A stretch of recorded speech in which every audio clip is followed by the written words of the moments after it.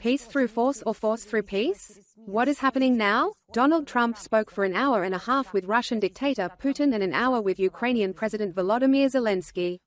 Statements from the 47th President of the United States come one after another, regarding whether he has found a common language with the war criminal Putin and how the fate of the Russian-Ukrainian war should be decided.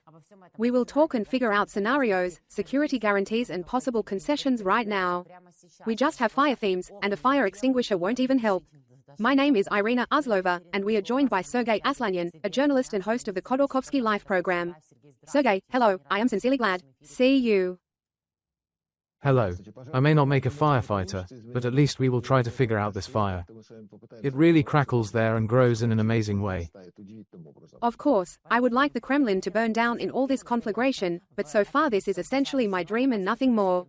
And what about reality? The reality is that Donald Trump had a long conversation with Russian dictator Putin.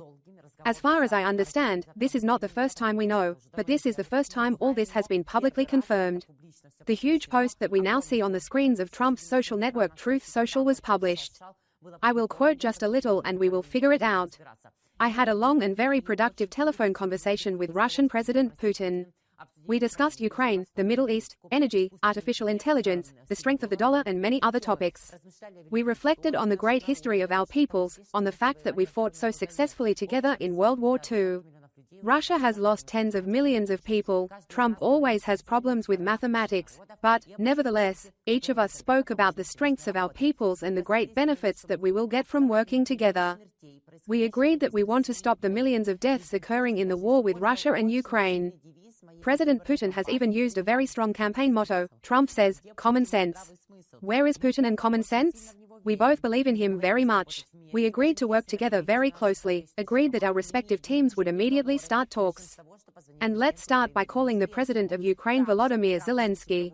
Trump also announced who will be part of the negotiating team. We will talk about this later. The conversation between the politicians was commented on by the press secretary of Russian dictator Putin Peskov. Putin invited Trump to Moscow. The parties also agreed on a personal meeting. Dmitry Peskov, advisor to the head of the office of the President of Ukraine, confirmed that the conversation between the Ukrainian and American presidents had already taken place, and it happened almost immediately.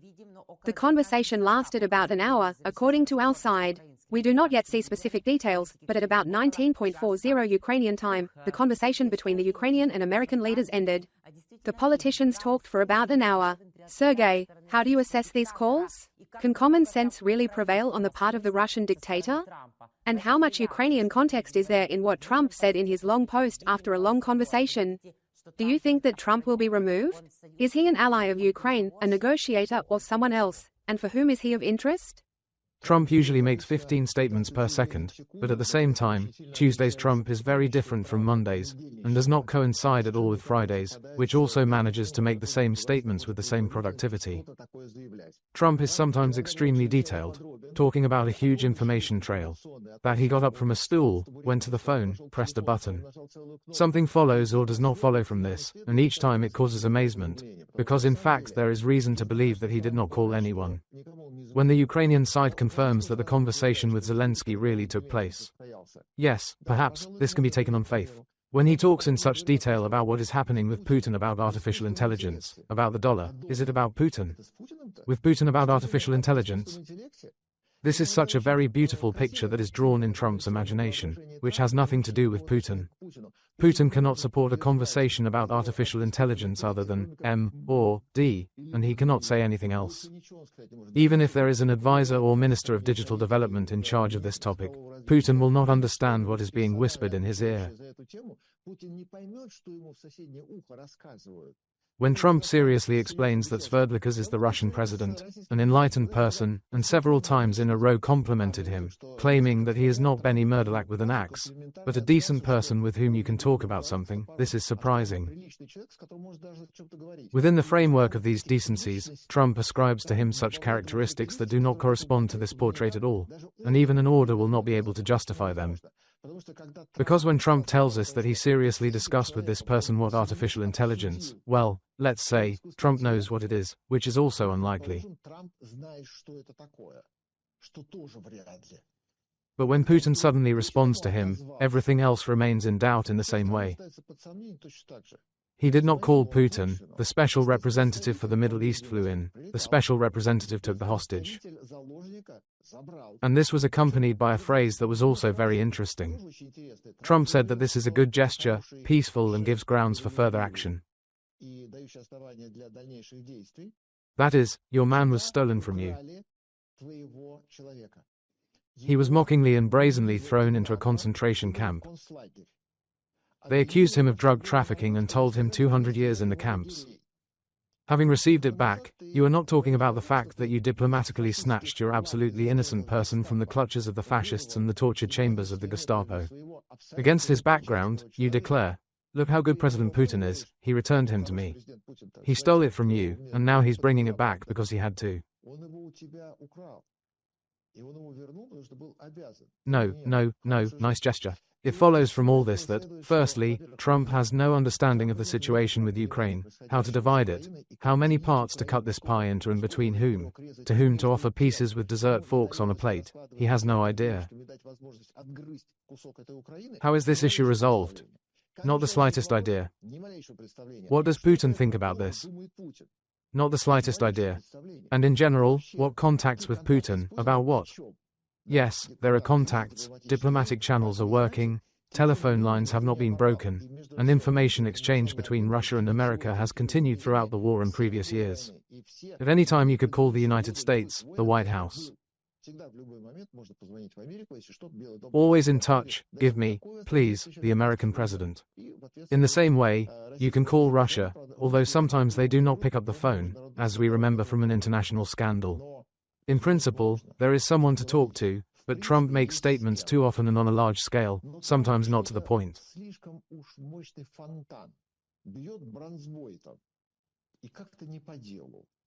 Until we see the real preparations for the negotiations, all these detailed conversations about the fact that we talked about the dollar, oh, how great, dollars are so, doggy, your name. Usually, in Russia, the dollar is called a dog, you talked about the dog, right? About what? About which dollar? With whom? With Putin. And about the Tugriks, if we haven't talked about the Mongolian ones, no. Why would it be suddenly? And all this in general suggests that Trump is already on fire. It's time for him to be the winner in the next category. He must rise one more step to the Nobel Peace Prize. He is so effective that he has already defeated the United States of America, defeated Mexico 3 times, defeated Canada 8 times, and either bought or sold Greenland several times. And here it stalls, but everything is in no way, the war does not end. He got up on Monday morning, he spread a sandwich with butter, the war was not over. Trump put on his shoes, tied his shoelaces, the war did not end again. Trump has already said, "I raised an eyebrow about this war, it is not over again." How come? I have to lie further. Because everyone is waiting.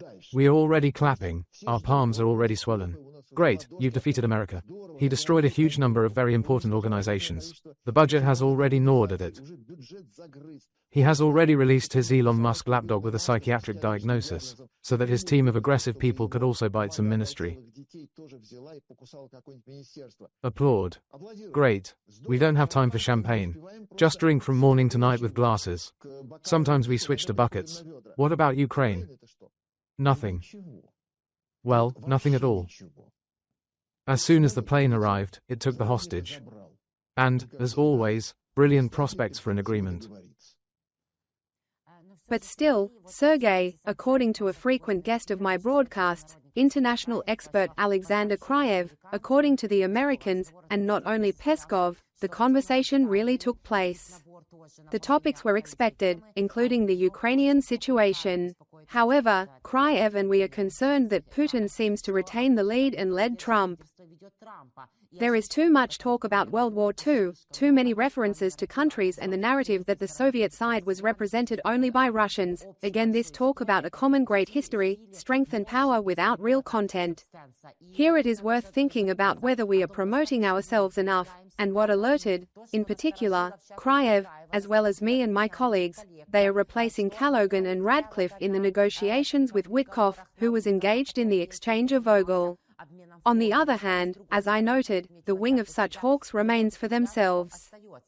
If we believe that the conversation really took place, then Trump writes in his post that, I asked Secretary of State Mark Rubio, CIA Director John Radcliffe, National Security Advisor Mark Waltz and Special Envoy Steve Witkoff to lead the negotiations, which I consider successful. But it seems that we are already seeing, Sergei, and the formation of the team, which we see now in Donald Trump's post on his social network. Doesn't this mean that they are not just taking a pause to eat a sandwich and realize that the war is not over, but are taking a concrete step? Peskov is a very interesting figure. This is the man who has accompanied Trump for the past 40 years. They go hand in hand with him in political formation to the next step, supporting and helping since the 80s.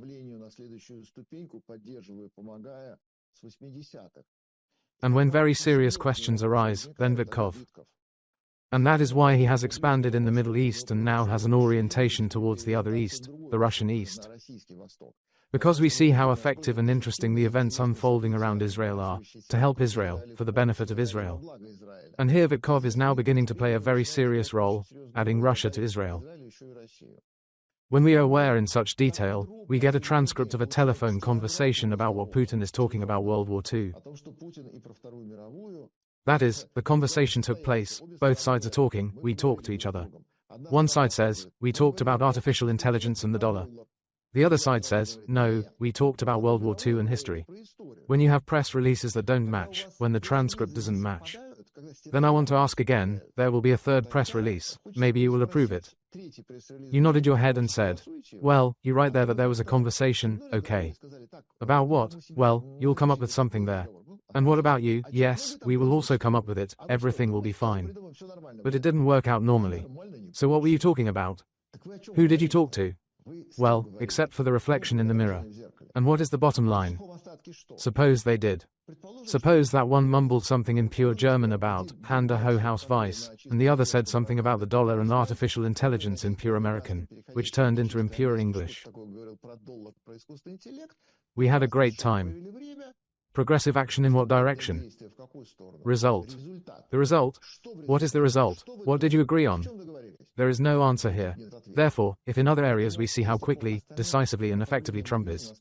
If he wanted to, he did it. It was necessary to bend on the knee. Bent. Where do we have this, Canada?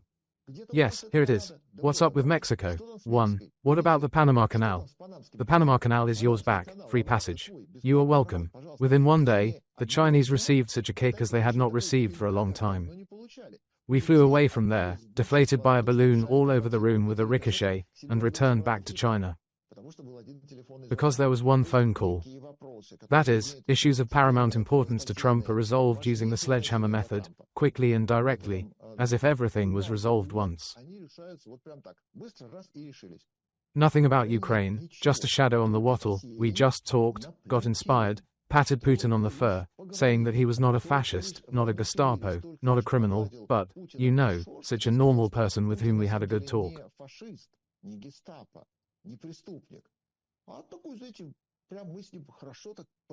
As for what, we will clarify in our press service what we talked about. From which it follows that, perhaps, they did not speak, and there is no possible result. But in the end, we are trying to discuss some details, and any of these details are absolutely preliminary. Did you open the door or not? Did you open the window or the chimney? It doesn't matter. When is the date of negotiations to end the war? Which parties are at this table? How is torn Ukraine divided, trading it to please Trump? There are no answers to these questions, and they are the most important for us, so we are still waiting for at least something, at least some result, to emerge from all this foam. Peskov says that during this conversation, which either took place or did not happen, but if we still accept the scenario, that it took place. Putin invited Trump to Moscow. Do you think he will go? And is it possible that the meeting between Putin and Trump is already personal, will take place earlier than the meeting between Trump and Zelenskyy? Although Trump announced that they would meet with the Ukrainian president almost after Munich. How important is this order in meetings? Is any specifics already possible? Yes, Trump will not rust at all, and it is not shameful for him to fly to absolutely any fascist country. If anything, a tour of concentration camps, torture chambers. If necessary, he will go to the scaffold and say, "Look, you have fresh blood here, can I take a selfie?" Then he will definitely publish these pictures on his social network. Trump is completely unscrupulous in this regard. If it is profitable, he does. If it is not profitable, then he has no concept of fear or political consequences. Either I did it or I didn't. Either I want it or I don't want to. Therefore, he can fly, it is just a matter of status. Who flies to bow to whom? If Trump now has another 286 statements per second that he has already really agreed that Putin is a very cool dude, and that he is already flying right now, then it will be without result, only a lot of noise and husks behind the scenes. Then, probably, we will have to fly, because this is still a specific action. But it turns out that you, in fact, are the number one person on planet Earth, and Putin is kind of the second, the deputy of the Lord God on Earth, and you yourself are the Lord God. So, if we talk in essence, it is Putin who should fly to you. You can fly to some neutral country, for example, to Mongolia, the Emirates or Israel. In principle, it will turn out no worse. And if Trump loses in the starting positions, then most likely he is flying. If Putin loses, then, most likely, Putin is flying. That is, who, at the snap of his fingers from the other side, quickly rushes with his lousy suitcase and rushes. That, apparently, has a more burning position. As soon as you understand a little what, oh, my God, what have I done? You rush to the plane and fly. This meeting, of course, will take place. Something else is important for us. Exactly a year ago, we did not discuss anything like this. It could not even occur to me to talk about the topic of what some negotiations would look like, some configuration, who would be the referee in the ring. And today we are seriously discussing negotiations on the end of the war as a fait accompli, as an inevitable fact of history. They are not dancing in favor of Ukraine, absolutely not. Ukraine is still put in a corner like a child, and they say, wait, now the adults will agree, and then, if necessary, we will pin a bow on your shirt. But the incredible discussion that this war ends not with the victory of one side, but with negotiations, has already moved forward.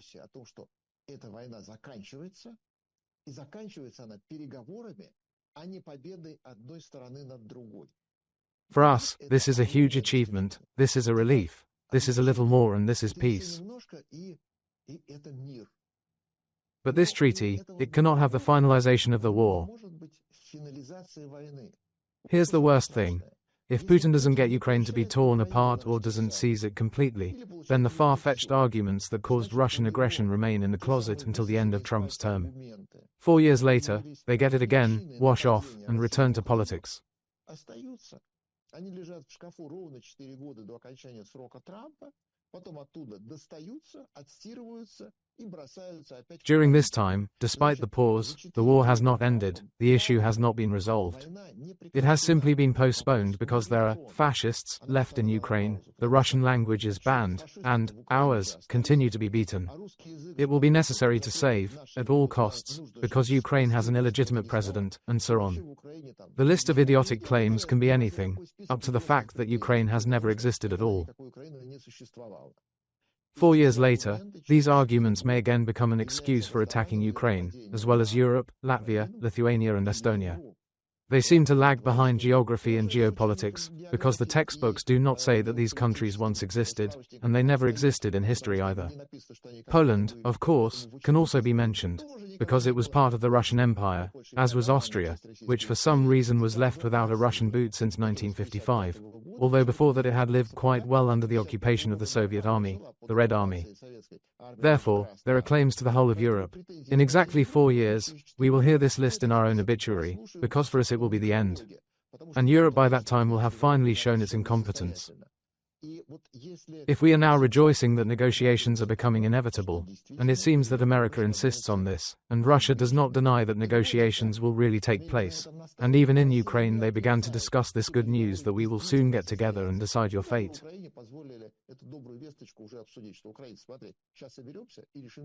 And then, which is extremely important, these negotiations and the final communique should clearly state that the war must not be repeated under any circumstances.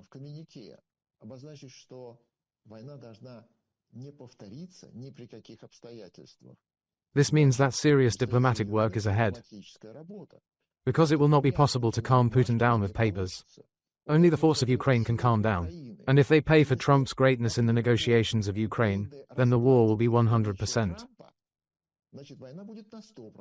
If Ukraine does not pay, the war will continue, just not at full capacity, because Putin is alive. He is like Lenin, more alive than all the living, and in 4 years he will gladly repeat the same, because there can be no peaceful life in Russia.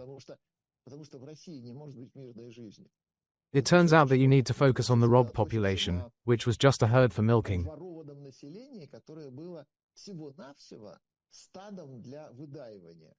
Is it possible to build a good life in Russia now? Why on earth? Russia is not for this. Russia is for making money on it. This means that Russia does not exist without war. Russia needs war. It is best with Ukraine.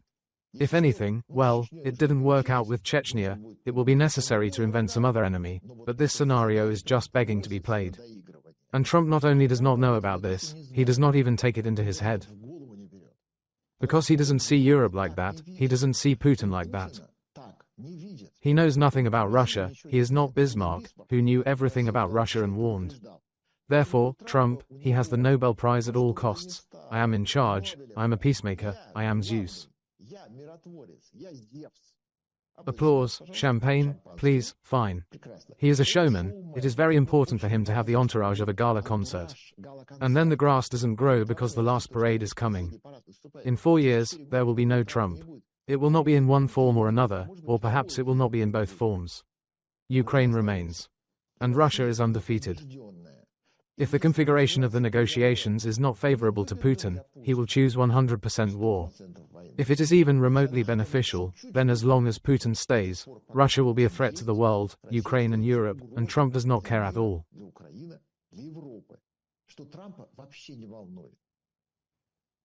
We don't need applause and champagne, but your likes, dear friends, we, of course, would not refuse. They help our conversation move further in the YouTube space. Now we are working live on the YouTube channel of Channel 24, so please like, write comments, ask questions. I always read the chat and voice them to Sergei. Subscribe to YouTube Channel 24 and Sergei Aslanyan's channel. The direct link is in the description below this video. As our viewers write, 2 liters after the rain, and that Putin will pull the cat by the tail. And our viewers are already almost 5,000, and indeed, Putin, as we say, does not need negotiations. President of Ukraine Volodymyr Zelenskyy, who spoke with Donald Trump, also shared his feelings and conclusions after this conversation. We show and quote his words. The Ukrainian president notes that the conversation was long and concerned the possibilities of achieving peace, the readiness to work together at the team level, as well as our technological capabilities, including drones and other modern industries. I am grateful to President Trump for his interest in what we can do together, Zelenskyy writes. We discussed our conversation with Scott Besson. Let me remind you that the U.S. Secretary of the Treasury is also on a visit to Ukraine today, and they talked about the preparation of a new agreement on security and economic cooperation. President Trump briefed me on the details of his conversation with Putin. Ukraine wants peace more than anyone else. And we are now determining our common steps with America to stop Russian aggression and guarantee a reliable, lasting peace. As President Trump said, let's get it done. And they agreed on further contacts and meetings. It also discusses the security guarantees that we are talking about during this conversation. After all, as Danish intelligence suggests, in 4 or 5 years, Putin may again try to act towards Europe, and he will be ready. He is still intensifying the military-industrial complex, and not just replenishing it. That he is preparing for this, without taking into account the information provided by Trump, is not reported by Danish intelligence. Perhaps he ignores them, even if he is not Bismarck. Whatever one may say, he had his own intelligence, at least until the reformatting and changes in his command structure. These security guarantees are important not only in the context of rare earth resources, which can be signed in Munich. Even now, they will not include resources from the temporarily occupied territories. Zelenskyy said after a meeting with Finance Minister Bassin. It also shows that the occupation of the territory has been postponed indefinitely. So, Sergei, should he now enter into anti-security guarantees? Continuation of arms supplies, some kind of military contingent, which, of course, I personally do not believe in. What do you see? What should be filled here in terms of meaning, and then in terms of implementation? One way or another, we rely on Trump. and we see how authoritarian he is, since the team that surrounds him consists of people who came from show business. They are basically all TV presenters. These people have some military or political experience, but first of all, they look good on camera, wear suits, have excellent makeup, and can, like Trump, skillfully pretend to tan using butterlard or something like chocolate cream. And most importantly, when he denies the presence in his team of uncomfortable, but professional advisors, ministers and experts who explain to him how this problem is solved, how it develops and what results can be expected. When Trump appoints a sergeant as Secretary of Defense, criticizes the FBI and the CIA, selects a person with no relevant experience as Secretary of State, and brings in Elon Musk, all this indicates that he does not care who is how competent in these roles. He will not listen to them, but only to himself.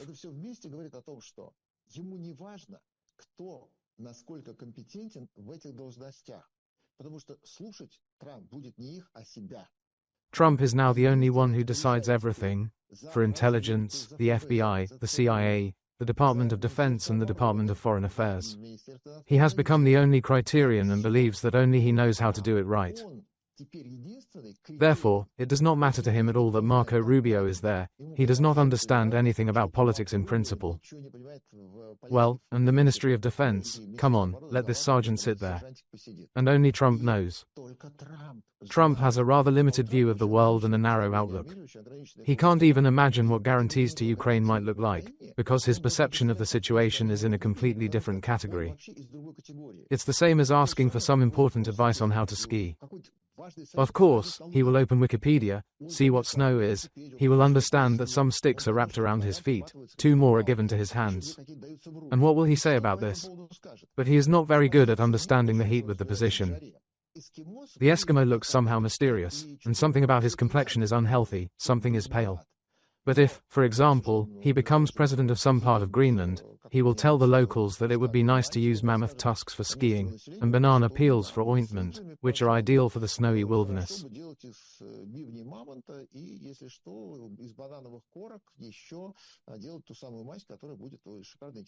He simply does not know the subject. And Europe is not close to him.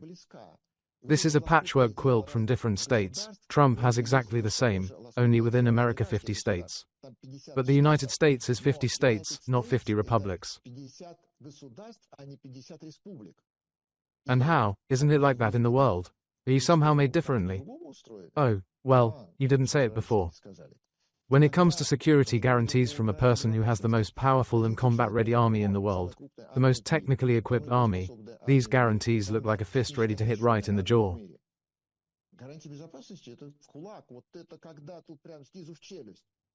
And in Europe there is no such thing, because in Europe each finger is separate, it does not even fold into a fist.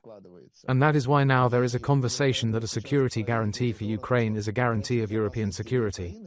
Europe decides for itself. First, please, chip in with your GDP on Ukraine and on your own defense. And then, it's your own business. Precisely because without America, and Europe is terrified right now. The fact that Europe is always saved only thanks to America. To end the First World War, America, well, you've come and finished it. Is it possible to have World War II? America came, finished. World War III? Please, America. America says, no, in these 4 years it is definitely not us. We have either World War III here, or in 4 or 5 years. If, without America's involvement, and if America leaves NATO by then, it will be forced to force Europe to take some real steps. Europe is incapable. Europe is a conglomerate of impotence. The European Parliament and the European Commission are serious, well-educated people who are absolutely nothing. Okay, there's Kaja Kallas, a true strategist who can solve important issues. She is right in front of me, the enemy is behind her fence, and she understands him perfectly, including his psychology. She knows how despicable he is and to what extent he is treacherous and does not honor his own agreements. If anything, he would sign a non-aggression pact, which meant that he would definitely attack, no matter what. Well, there are also a couple of sensible ones for the entire European Parliament, there are not enough of them. And Trump believes that security for Ukraine automatically stems from the end of the war. After all, after he, Trump, has agreed and put his priceless signature with a thick felt-tip pen and quachar, this document is automatically cast in granite.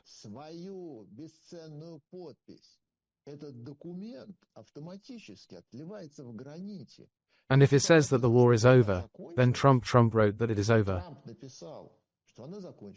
Forever. This is a guarantee of safety. Trump guarantees with a piece of paper and a felt-tip pen that there will be no more wars, because he ordered the soldiers not to start. The train stopped 1 or 2. In Europe, they do not understand that he does not understand so much. Well, listen, Trump, it seems that you have it there. If you don't understand yourself, others tell you. And he does not listen to others. And for Zelenskyy, for us, a completely unambiguous picture, Russia will definitely attack. Now Russia will see that America has weakened NATO, and the alliance has turned into a collection of offices in Brussels. NATO has no troops, and the command is remarkable, with high-profile positions and a beautiful view of the reality in Brussels. All this resembles an incapacitated almshouse for clerks in uniform who do anything at their desks, but not war or peace. For Europe, it is becoming impossible to even create at least a basic defense strategy, let alone a full-fledged army. Который занимается чем угодно за письменными столами, только не войной и не миром. У Европы для того, чтобы создать некое подобие хотя бы оборонной стратегии, не то что армии, оборонной стратегии. For Europe, well, it will take about 30 years. Europe, it consists only of contradictions, it consists only of conflicts. It's just that they are all quiet, calm, in European, gentle voices. Well, no one grabs each other by the breasts there, it's not BLM. Well, it happens, sometimes there, Jews are slaughtered somewhere in Holland. Well, of course, this is not Europe, this is, oh, no, in the account, however, it turned out that Europe turned out to be its own Palestinians, who taught them. But otherwise, Europe, it is not fast. Europe is not in a position to defend itself. Europe is not even able to diagnose itself. Therefore, it turns out that we see these 3 completely different views. American, in the form of Trump, who does not listen to anyone, because he is the most important Trump of all Russia and planet Earth. He said, peace, so that's it, this is a guarantee, because this is Trump. Russia, watching this, understands that material aid is running out, and America's voice will shut up, since Putin could not do it himself. He applauds that now his silence will be guaranteed. After that, there will be no defense strategy, and American aid to Europe will disappear, it will become hidden. Weapons have been withdrawn, there will be no new deliveries, the stew is over, NATO is disappearing. Europe will continue to pat Ukraine on the head, saying, don't worry, we are with you. True, we do not know how to do anything. Everything falls out of our hands. We ourselves are either blue or green, but we are for you.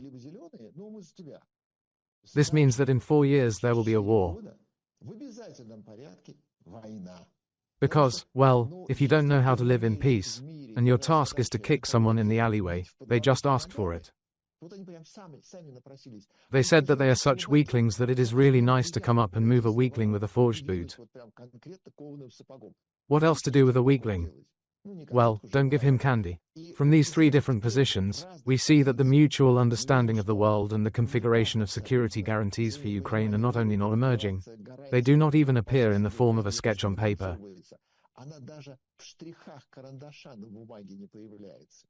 Because everyone says security implies different things, according to words, peace implies different things, and according to words, war seems to imply the same thing. They also imply different things.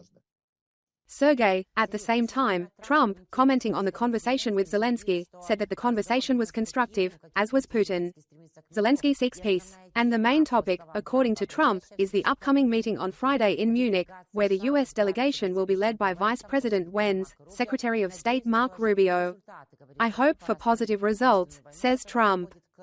It is time to stop this senseless war, which is causing massive loss of life and destruction. God bless the peoples of Russia and Ukraine, but this is a large delegation that is really going to negotiate with the Europeans and discuss issues with Ukraine on the sidelines of the conference in Munich, in Europe. Is it possible that some kind of common track vision will not be developed here? Is it just to talk, just to create the same appearance? Why then so much effort, so many people? Vance is most like Medvedev. Vance has an absolute emptiness in his head. Vance has no idea, he has no position, he has no point of view. Vance has Trump's point of view. This is what Vance will say. It means that Trump whispered to him on his ears. Vance has his own views, not just a point of view, but his own self, which he quietly pushes aside. Some things happened before. Well, on TV in this regard, everything is easy and simple. You were given a text, your task is to play. He is now coming to Munich with a certain text, and he will say something. Nothing concrete, intelligible, decisive. Because in America now there is only one person who is allowed to decide something, to make these decisions. Not to be responsible for their consequences, but at least to loudly declare their victory. It's Trump, not Vance. Vance will come, something from the notes that he remembered, quote, leave. Munich, it's about nothing at all. Before that, we also carefully watched the booth called Rammstein. What was so fateful about Rammstein that flew out and rolled down the track? No problem. How long does Rammstein meet? 26th time. By the way, there were statements by Pat Hexet, the U.S. Secretary of Defense, who said that the borders of Ukraine in 2014 are unrealistic, NATO accession will not take place, and there will be no American troops either. A lot of things will not happen, but it is not for them to decide. This is all a backup dancer, who should just take some time on stage until the main one comes out. Sometimes it happens that some prima donna quarrels with the impresario because of the fee and refuses to go on the stage of the Bolshoi Theatre. At this time, the second or third cast comes out, which should somehow support the performance, portraying the action, because it is about to come out. And when she finally appears, applause and sighs of relief. Everyone is glad that the show continues. There will be just a very professional fooling of the head. Well, that's representative. Listen, such people have arrived. This is, in fact, US Vice President J.D. Vance, who does not seem to have a single thought of his own. Oh, I'm sorry, I think I accidentally let it slip. Trump will decide, not Munich, not Vance. The American delegation will definitely be there. These will be people in expensive suits with perfect smiles, decisive in words in their support for Ukraine, but there is nothing real behind them. Whether it's Munich, Rammstein or EU sanctions, all these actions turn out to be absolutely powerless, not surpassing the effectiveness of toilet paper narrows.